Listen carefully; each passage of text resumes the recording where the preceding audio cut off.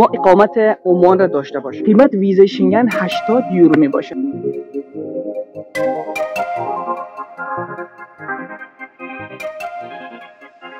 سلام، وقتتان بخیر عزیزای دل. امید که جور صحتمند باشین. خوش آمدین به یک ویدیوی دیگر از چینل احمد سلیم. در این ویدیو میخوام در مورد ویزای شنگن حرف بزنم. شما میتونید با 80 یورو از کشور عمان ویزای شنگن بگیرید با پاسپورت افغانی.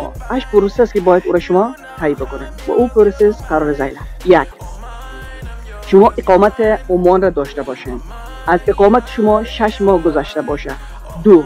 صورت حساب بانکی، یعنی شما حساب بانکی داشته باشین و از حساب بانکی شما 6 ماه استفاده کرده باشین و هر ماه از شرکت به حساب شخصی شما ماهیانه 800 ریال به حساب شما وارد شده باشه.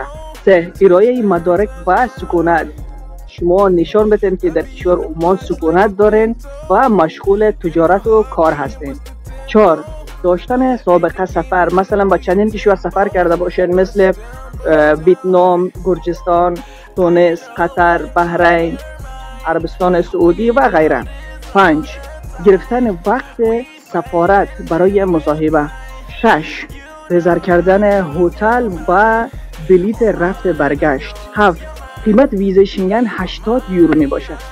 باز هم احتمال صدور ویزا قطعی نبوده و بستگی به تصمیم سفارت دارد. تشکر تا آخر بیننده بودید. حتما لایک سابسکرایب فراموش نشه. تا ویدیوهای بعدی، خدا نگهدار.